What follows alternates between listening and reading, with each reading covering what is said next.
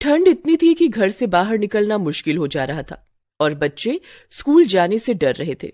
लेकिन उनके डर की वजह सिर्फ ठंड नहीं थी, वो बच्चे क्लास टीचर सीमा मैडम के खौफ में थे।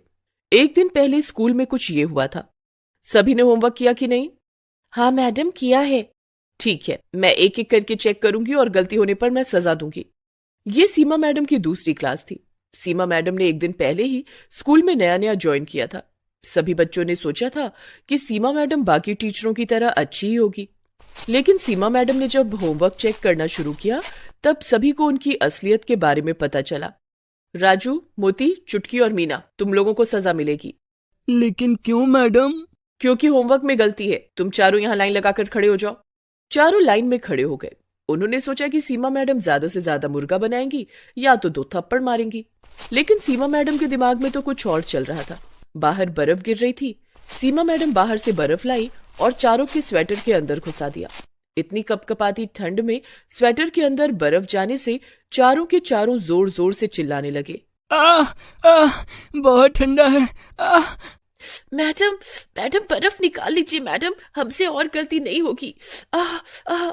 लेकिन सीमा मैडम ने हंसते हुए कहा, बर्फ तो मैं नहीं निकालूंगी और कोई नहीं निकालेगा। ये सजा याद रहनी चाहिए, तब जाकर तुम लोग सुधरोगे। और हाँ, ये बात अगर घर पर किसी को बताई तो और ज्यादा सजा मिलेगी। सारे बच्चे बहुत डर गए। राजू, चुटकी, मोती और मीना चारों ठंड से कांपते हुए अपनी अपनी जगह पर बैठ गए। क्लास खत्म होने के बाद सीमा मैडम बाहर चली गई। तब बाकी बच्चों ने चारों के स्वेटर से बर्फ निकाल दिया। उनको थोड़ी सी राहत मिली। लेकिन तभी सीमा मैडम वापस आ गई। किसने निकाला बर्फ? किसने किया? किसी ने उत्तर नहीं दिया। मेरे मना करने के बावजूद तुम लोगों ने स्वेटर से बर्फ निकाला। तुम सब सजा के ही लायक हो, सबको सजा मिलेगी। ये बोलकर सीमा मैडम ने सभी के स्वेटर में बर्फ घुसा दिया और शाम तक घर लौटते लौटते सभी को जुकाम हो गया। राजू की माँ सुनीता कहने लगी, क्या हो गया बेटा? सुबह तक तो तू ठीक था, अचानक से जुकाम कैसे हो गया तुझे? राजू सब कुछ सच सच बताने जा ही रहा था, लेकिन तभी उसे सीमा मैडम की बात याद आ गई। और हाँ, ये बात अगर घर पर किसी को बताई तो और ज्यादा सजा मिलेगी। ये सोचकर राजू डर गया और उसने अपनी माँ से कहा, माँ, वो बाहर बहुत ठंड है ना, ऊपर से बर्फबारी भी हो रही है, इसीलिए ठंड लग गई है। मैं कल स्कूल नहीं जाऊंगा। नहीं जाएगा? लेकिन क्यों बेटा? थोड़ा सा जुकाम ही तो है। नहीं माँ, जुकाम ठीक होने के बाद ही स्कूल जाऊंगा। नहीं बेटा, एग्जाम सर पर है, अभी स्कूल जाना ही होगा। सुनीता ने राजू की बात नहीं मानी। उसने सोचा कि राजू छोटा है इसीलिए बहाना बना रहा है। अगले दिन राजू स्कूल गया। बाकी बच्चे भी स्कूल आ गए। वो सभी सीमा मैडम के खौफ में थे। आज भी सीमा मैडम आएंगी और हमसे कुछ ना कुछ करवाएंगी। मुझे तो बहुत डर लग रहा है, पता नहीं आज क्या होगा। कुछ देर बाद सीमा मैडम क्लास के अंदर आई और कहा, बच्चों, आज पढ़ाने का मूड नहीं है, आज मैं आराम करूंगी। राजू, चुटकी यहाँ आओ और मेरे पैर दबा दो।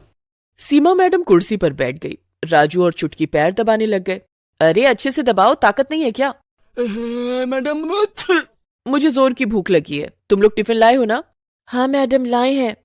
हाँ तो एक एक करके मेरे सामने टिफिन ले आओ। जिसका खाना मुझे अच्छा नहीं लगेगा उसे सजा मिलेगी। ये सुनकर डर के मारे सभी बच्चों के हाथ पैर ठंडे पड़ गए। बच्चों ने अपना अपना टिफिन लेकर लाइन बना लिया। लाइन में सबसे आगे टीना थी। उसने सीमा मैडम को टिफिन खोल कर दिया।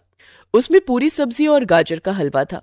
अरे वाह, पूरी सब्जी और गाजर का हलवा, बहुत बढ़िया, खाकर देखती हूँ। सीमा मैडम ने पूरी सब्जी और गाजर का हलवा खाया और फिर उंगलियां चाटने लग गई। बहुत स्वादिष्ट था खाना। टीना, तुम बैठ सकती हो। उफ, आज तो बाल बाल बच गई। उसके बाद मीना टिफिन लेकर आई। उसकी माँ ने पोहा बनाकर दिया था। टिफिन खोलते ही सीमा मैडम ने मुंह बना लिया। अरे छी छी छी, सारा मूड खराब कर दिया। पोहा कौन खाता है यार? पोहा क्यों लाई है? मीना डर डर कर बोलने लगी। मुझे पोहा पसंद है मैडम, इसीलिए माँ ने बना कर दिया है। पोहा कितना सूखा होता है, पोहा नदी में फेंक दो तो नदी का पानी ही सूख जाएगा। मीना मन ही मन सोचने लगी, हाय आज तो मर गई, मैडम को पोहा पसंद नहीं है। मीना, तूने मेरा मूड खराब किया है, मैं तुझे सजा दूंगी। मीना ने तुरंत रोते हुए सीमा मैडम के पैर पकड़ लिए। मुझे माफ कर दीजिए मैडम, मुझसे गलती हो गई, कल से मैं पूरी हलवा ही लाऊंगी। लेकिन सीमा मैडम को तो सजा देकर मजा आता था। उन्होंने मीना को बाहर भेजा और बाहर से एक बर्फ का बड़ा सा टुकड़ा लाने के लिए कहा। मीना ने वही किया। वो अपने हाथों से एक बड़ा सा बर्फ का टुकड़ा उठाकर अंदर ले आई। उसने सोचा यही उसकी पनिशमेंट थी, लेकिन सीमा मैडम इतनी आसानी से छोड़ने वाली थोड़ी थी। उन्होंने कहा, मीना, अब अपना जूता उतार और उस बर्फ के टुकड़े पर खड़ी हो जा। क्या? मैडम, मैडम प्लीज माफ कर दीजिए ना मुझसे गलती हो गई, प्लीज मैडम। लेकिन सीमा मैडम पर रोने धोने का असर नहीं होता था। उन्होंने मीना को नंगे पैर उस बर्फ के टुकड़े पर खड़ा करके ही दम लिया और उसके बाद एक बच्चों की टिफिन खोलती गई और एक के बाद एक बच्चों को सजा मिलती गई। अंत में सीमा मैडम ने चुटकी और राजू का खाना भी खाया, लेकिन खाना पसंद न आने पर उन्होंने उन दोनों को भी बर्फ के टुकड़े पर नंगे पैर खड़ा कर दिया और फिर डंडे से सभी को मारने लगी। गंदा खाना लाते हो स्कूल में? तुम्हें शर्म नहीं आती? इतनी ठंड में नंगे पैर बर्फ पर खड़ा होना ही बहुत बड़ी बात है। ऊपर से उन्हें मार भी पड़ रही थी। बेचारे बच्चे ये कैसे सह पाते। मीना बेहोश हो गई और गिर पड़ी। उसे घर भेज दिया गया। उसके माता पिता ने भी सोचा कि ज्यादा ठंड की वजह से हुआ ऐसा, लेकिन मीना भी अपनी माता पिता से सच कहने में डर रही थी। वो भी सच नहीं बोल पाई, इसीलिए सीमा मैडम को और ज्यादा छूट मिल गई। वो हर रोज बच्चों पर अत्याचार करने लगी। कभी वो बच्चों पर ठंडा पानी छिड़कने लगी तो कभी ठंड में क्लास का पंखा चलाने लगी। इससे सभी बच्चे परेशान हो गए। 1 महीना ऐसे ही बीत गया।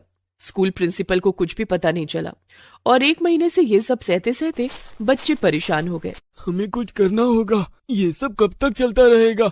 लेकिन हम क्या करेंगे राजू? मैडम बहुत शातिर है, हम बाहर कुछ भी बोलेंगे तो कौन हम पर यकीन करेगा? हाँ, मम्मी पापा सोचेंगे कि हम स्कूल न जाने का बहाना बना रहे हैं। हाँ, ये सही कहा, हमें दिमाग लगाना होगा। राजू घर चला गया और उसी दिन विदेश से उसके चाचा लौट आए। उन्होंने राजू को एक पेन दिया। ये क्या चाचा, आप विदेश से मेरे लिए केवल एक पेन लाए हो? ये ऐसा वैसा पेन नहीं है राजू बेटा, ये देख, इसमें कैमरा है, लिखने के साथ साथ सब कुछ इसमें रिकॉर्ड भी होगा। ये सुनते ही राजू के दिमाग की घंटी बजने लगी। अगले दिन वो पेन लेकर स्कूल चला गया और अपनी जेब में पेन को रख दिया। पेन का ऊपरी हिस्सा बाहर निकला हुआ था और उसी हिस्से में कैमरा लगा हुआ था। आज भी रोज की तरह सीमा मैडम सबको डांटने मारने लगी और अंत में वो रोज की तरह सबको सजा देने पर उतर आई। उन्होंने आज तो हद ही पार कर दिया। उन्होंने सभी बच्चों को बाहर बर्फ में निकाल दिया और बर्फ पर सुला दिया। कुछ देर बाद क्लास में लौटने के बाद सभी बच्चे खांसने छींकने लगे और 10-12 बच्चे बेहोश हो गए। प्रिंसिपल दौड़कर आए और उन्हें अस्पताल में भर्ती किया गया। सभी बच्चों के पेरेंट्स अस्पताल चले आए। लेकिन ये सब हुआ कैसे? हाँ, सभी एक साथ बीमार कैसे पड़ गए? सीमा मैडम पास ही में खड़े होकर हंस रही थी।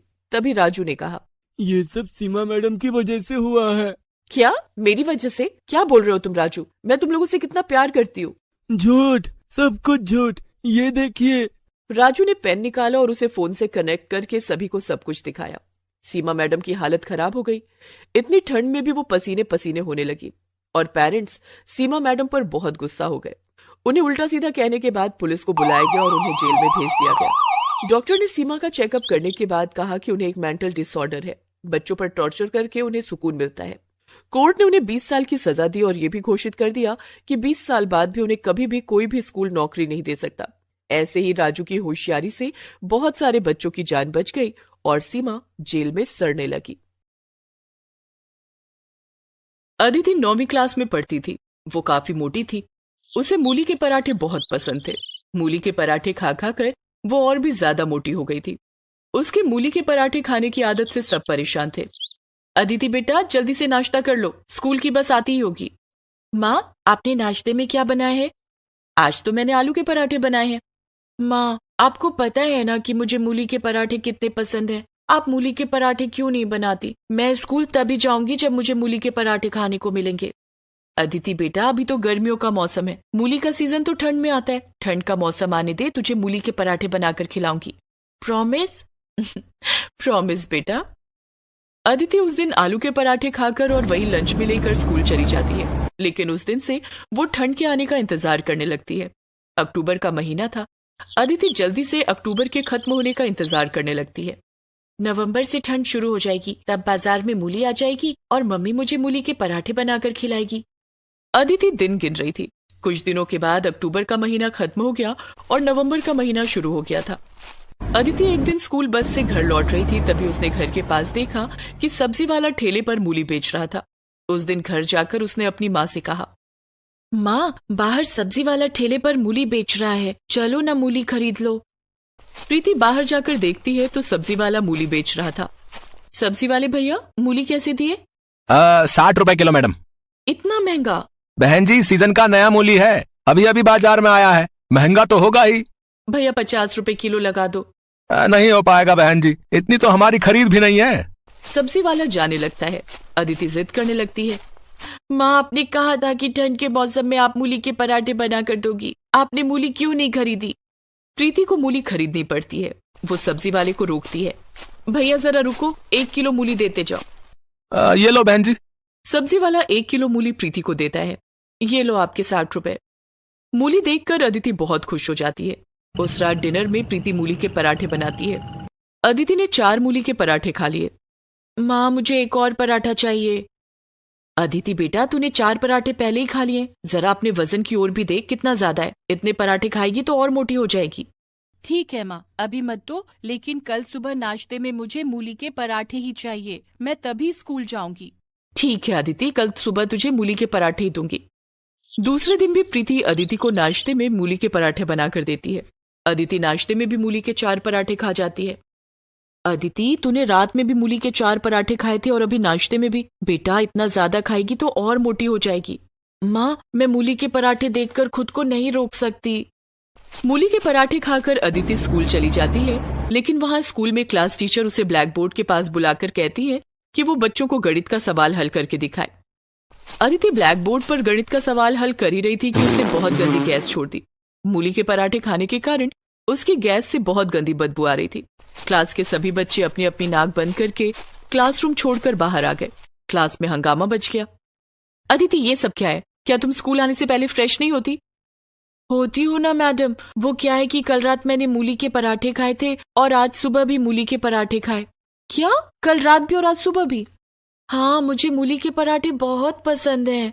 लेकिन तुम्हारी पसंद का नुकसान हम सबको भरना पड़ रहा है। लेकिन अदिति को इन सब से कोई फर्क नहीं पड़ा। वो तो अब भी मूली के पराठे खाने पर उतना ही जोर देती। घर आकर उसने अपनी माँ से कहा, माँ, मूली खत्म हो गई क्या? हाँ, खत्म हो गई, सबके पराठे बनवा कर तूने खा लिए।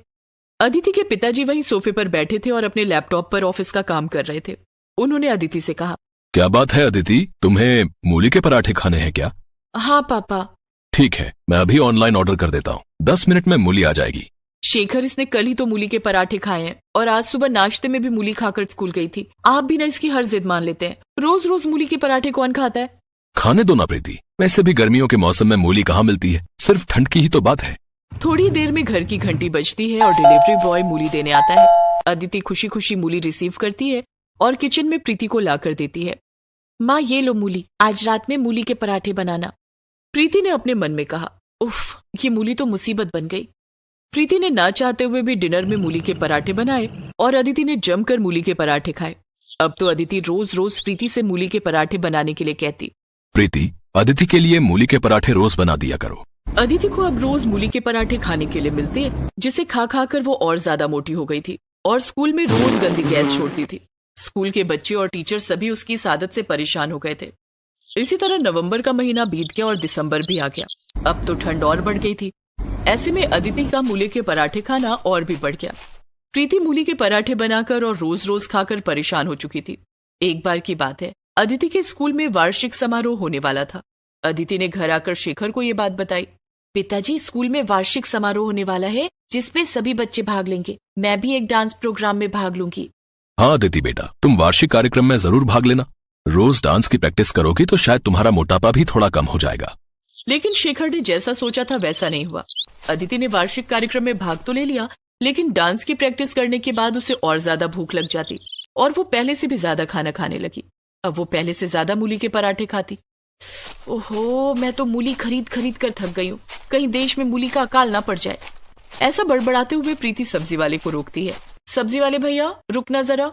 बोलिए बहन जी, क्या दूं? मेथी का साग, बथुआ का साग, ताजे ताजे बैंगन या गाजर? अरे ये सब छोड़ो, मुझे 1 किलो मूली दे दो। रोज रोज मूली के पराठे खाती हो बहन जी, कभी कोई और सब्जी भी खाकर देखो। ठंड का मौसम है, इतनी सारी हरी पत्तेदार सब्जियां हैं, सब अभी खेत से तोड़ कर लाया हूँ। प्रीति ठंडी सांस भरते हुए कहती है, हमारे घर में तो सिर्फ मूली के पराठे ही खाए जाते हैं, आप मुझे मूली ही दे दो। फिर 1 किलो मूली में क्या होगा, आप 2 किलो मूली ले लो, क्योंकि कल मैं सब्जी लेकर नहीं आऊंगा। सब्जी वाला प्रीति को 2 किलो मूली दे देता है। प्रीति मूली के पराठे बनाती है। इधर अदिति का वार्षिक कार्यक्रम नजदीक आ गया था। माँ, कल हमारे स्कूल में वार्षिक कार्यक्रम है, आपको और पापा को स्कूल आना है। ये रहा पास। ठीक 11 बजे आप दोनों स्कूल आ जाना। ठीक है अदिति बेटा, मैं और तेरे पापा स्कूल आ जाएंगे। माँ कल नाश्ते में मूली के पराठे बना देना और मुझे लंच में भी 4 मूली के पराठे दे देना। ठीक है। दूसरे दिन अदिति नाश्ते में 4 मूली के पराठे खा लेती है और लंच में भी 4 मूली के पराठे लेकर जाती है 11 बजने से पहले। कार्यक्रम खत्म होने में पता नहीं कितना वक्त लग जाएगा, मैं लंच अभी कर लेती हूँ। और अदिति ने लंच में मिले मूली के पराठे खा लिए। अदिति को इस बात का अंदाजा नहीं था कि इतना ज्यादा मूली के पराठे खाना उसके लिए कितना मुश्किल हो जाएगा। जब 11 बजे कार्यक्रम शुरू हुआ तब अदिति अपने क्लास के बच्चों के साथ एक डांस परफॉर्म कर रही थी, लेकिन उसी बीच मूली के पराठों ने अपना असर दिखाना शुरू किया और अदिति गैस छोड़ने लगी। गैस की बदबू इतनी गंदी थी कि स्टेज पर नाच रहे दूसरे बच्चे स्टेज छोड़कर भागने लगे। सारे बच्चे स्टेज छोड़कर भाग गए और अदिति अकेली रह गई। इस तरह उसका डांस शो पूरा नहीं हो पाया। कार्यक्रम में मौजूद स्कूल के प्रिंसिपल, टीचर, स्कूली बच्चों के अभिभावक भी गैस की गंदी बदबू से अपनी अपनी कुर्सी छोड़कर भाग गए। सभी एक दूसरे के साथ कानाफूसी कर रहे थे। कार्यक्रम में आए अदिति के माता पिता को काफी शर्मिंदगी महसूस हुई। अदिति रोते हुए उनके पास आई। माँ देखो ना, सभी लोग कार्यक्रम छोड़कर भाग गए और सब मेरे बारे में पूछ रहे हैं। अदिति बेटा, मैंने तो तुम्हें पहले ही कहा था कि इतना ज्यादा मूली के पराठे खाना ठीक नहीं है। ये सब उसी का नतीजा है। मूली के पराठे खा खाकर तुम और भी मोटी हो गई हो और आज तो जो हुआ तुमने देख ही लिया। सॉरी मम्मी, मैं आज के बाद मूली के पराठे नहीं खाऊंगी। चलो, देर आए लेकिन दुरुस्त आए।